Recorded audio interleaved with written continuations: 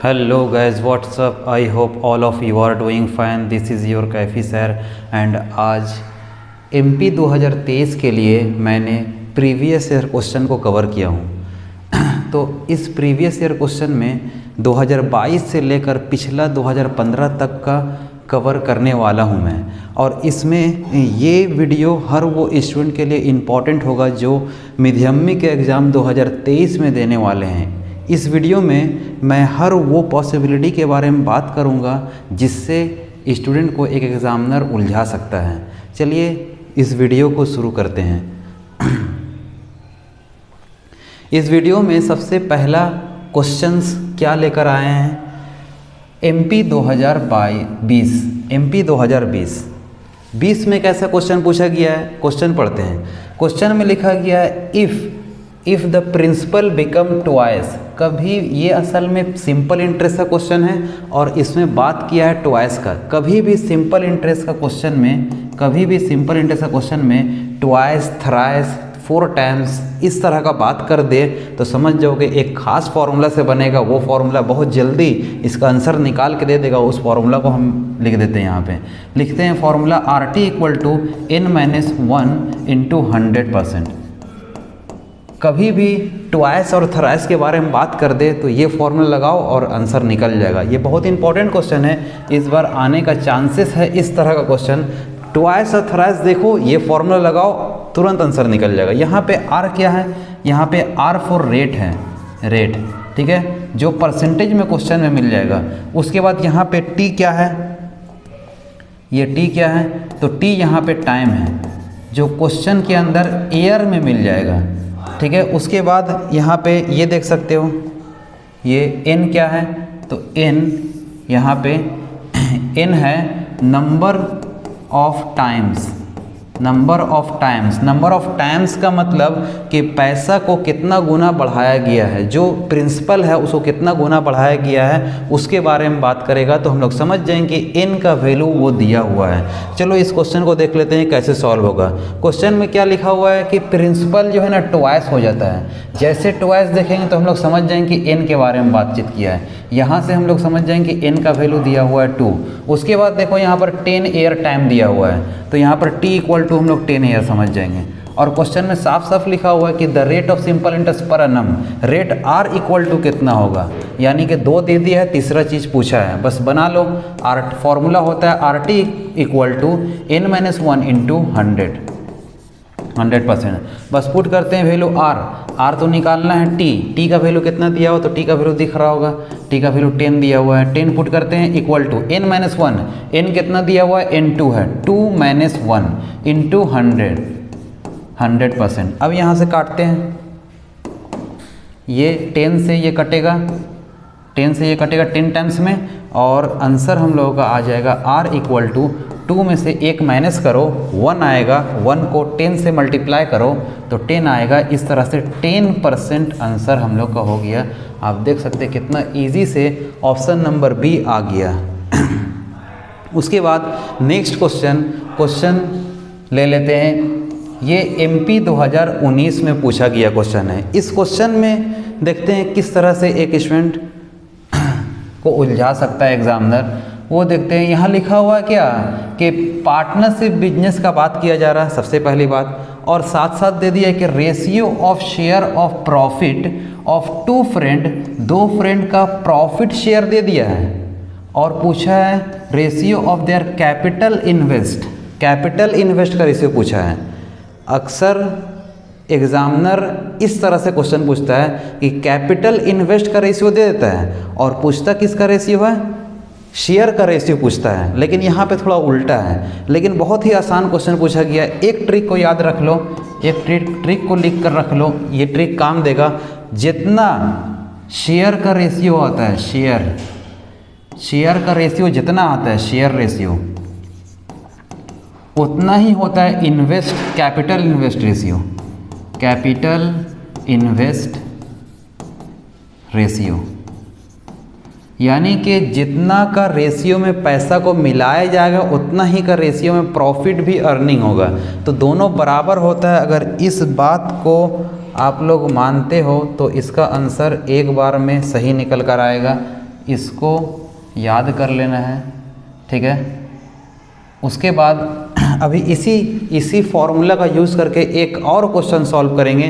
पहले इस क्वेश्चन को देख लेते हैं, क्योंकि यहाँ पे क्या बोला है कि शेयर का रेशियो दिया हुआ है 2:1, इन्वेस्ट का रेशियो पूछा है, दोनों बराबर होता है, इसलिए 2:1 का 2:1 ऑप्शन नंबर बी करेक्ट होगा।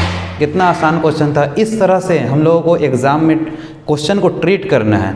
आगे देखते हैं नेक्स्ट क्वेश्चन MP 2018 वालों ने कैसे क्वेश्चन पूछा था वो देख लेते हैं। तो 2018 में क्वेश्चन पूछा गया, तो फिर से सिंपल इंटरेस्ट का क्वेश्चन है। मतलब कि एक चीज़ हम लोग यहाँ पे गौर कर सकते हैं, सिंपल इंटरेस्ट का क्वेश्चन बहुत ज़्यादा आता है MCQ में। इसका मतलब कि सिंपल इंटरेस्ट से एक MCQ इस बार के लिए पक्का समझ लो।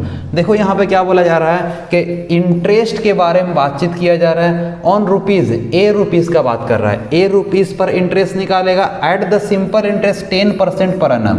10% पर annum सिंपल इंटरेस्ट है, तो ये तो रेट हो गया हम लोग का, और ये ए तो है प्रिंसिपल हो गया।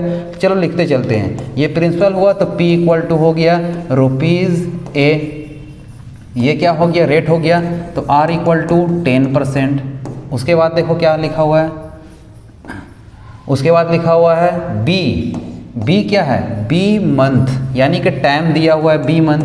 अच्छा बी मंथ दिया हुआ है, हम लोग तो जब भी टाइम लेते हैं ईयर में लेते हैं, तो मंथ को ईयर में कन्वर्ट करने के लिए 12 से डिवाइड कर देंगे सिंपल, ठीक है। ये PRT निकल गया है, PRT दिया हुआ है असल में, और पूछा गया है किसके बारे में, रेट के बारे में पूछा गया है। और हम लोग जानते हैं रेट का फॉर्मूला होता है, रेट का फॉर्मूला होता है, रेट नहीं इंटरेस्ट का फॉर्मूला होता है, इंटरेस्ट का PTR/100 ये फॉर्मूला होता है। इस फॉर्मूला में पुट करेंगे और आंसर आ जाएगा।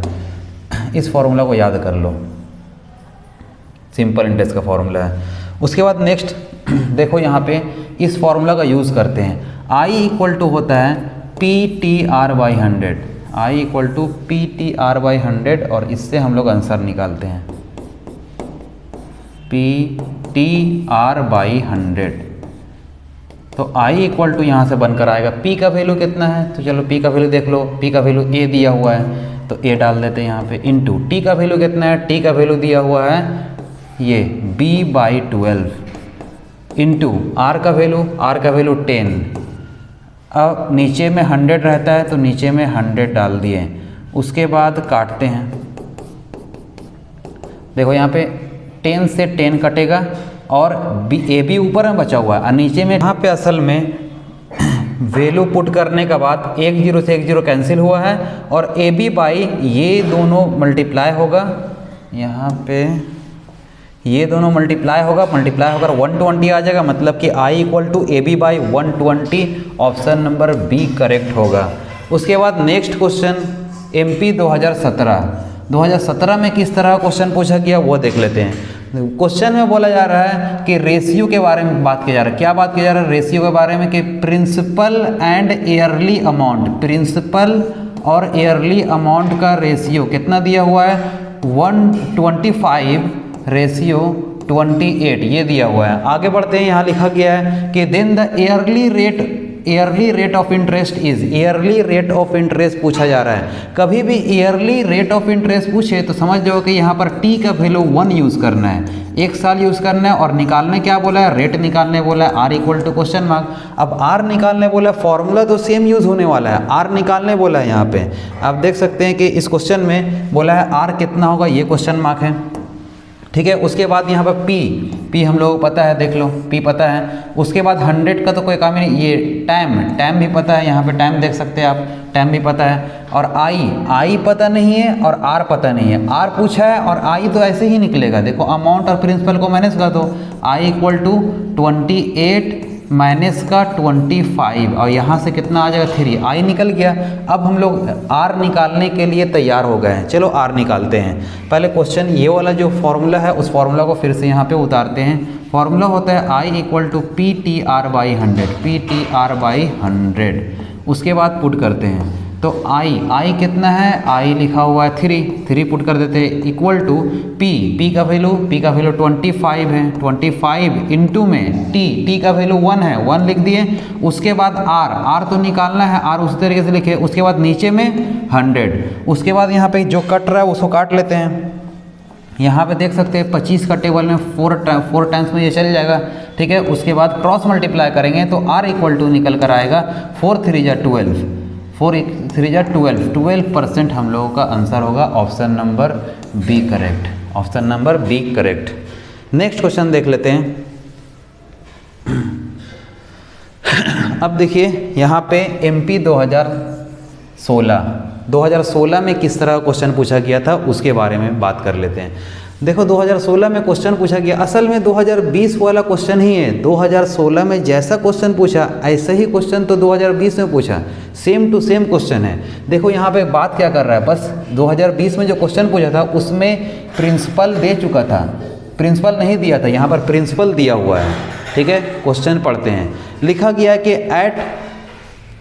एट द सिंपल इंटरेस्ट पर बात किया जाए तो ये इतना रुपया का बात करेंगे अमंग टू इट्स डबल, कितना है, डबल हो गया, यहाँ पर डबल हो गया। और उसके बाद फिर डबल का बात किया, वही RT equal to n-1 into 100%। Formula याद है, पुट करेंगे आंसर आएगा।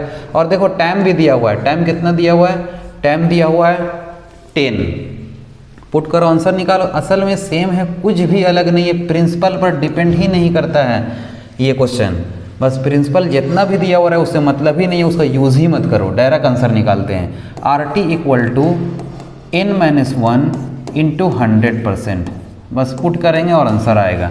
फिर से पुट कर, ये R तो निकालना है, इंटू T कितना दिया हुआ, 10 एयर दिया हुआ है, n-1, n का वैल्यू कितना है, 2 है यहाँ पे। उसके बाद यहाँ पे लिखो 100। अब देखो यहाँ पे 1 0 से 1 0 कैंसिल करो और इस तरह से R इक्वल टू आप लोगों को 10% आता हुआ दिख रहा होगा। ये हो गया हम लोगों का answer, option number A correct. Next question में आ जाते हैं। अच्छा, ये क्वेश्चन में क्या बोला जा रहा है, देखो क्वेश्चन में बोला जा रहा है कि एट प्रेजेंट के बारे में बात कर रहा है। Present population of a village, present population of village दे दिया, विलेज का प्रेजेंट पॉपुलेशन P है, ठीक है। And if rate of interest का बात कर रहा है, कितना है rate of interest.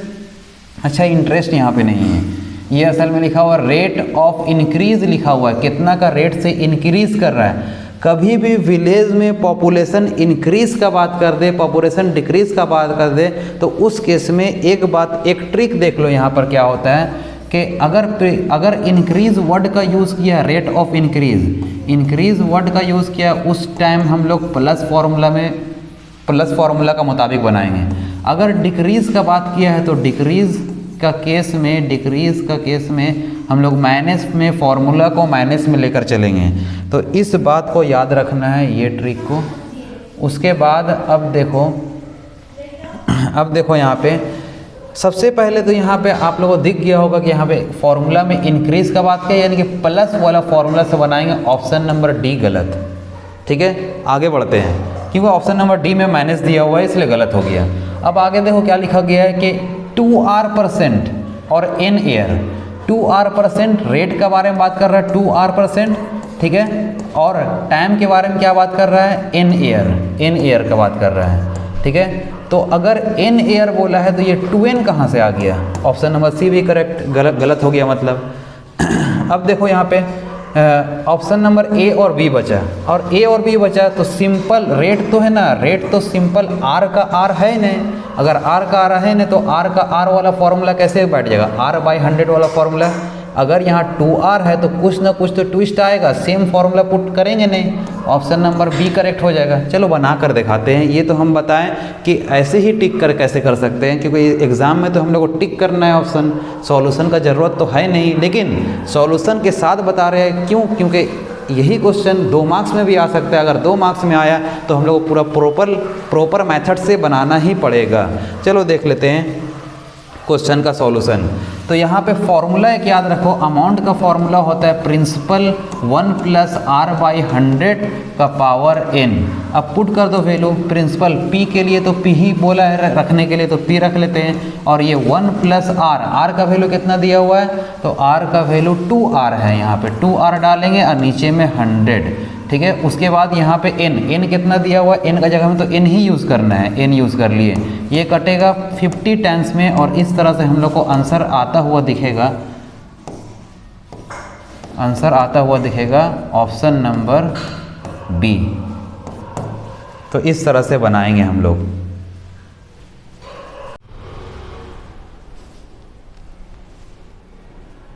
Thank you for watching the video. और इसी तरह का वीडियो पाने के लिए स्मार्ट क्लासेस को सब्सक्राइब करें। Thank you.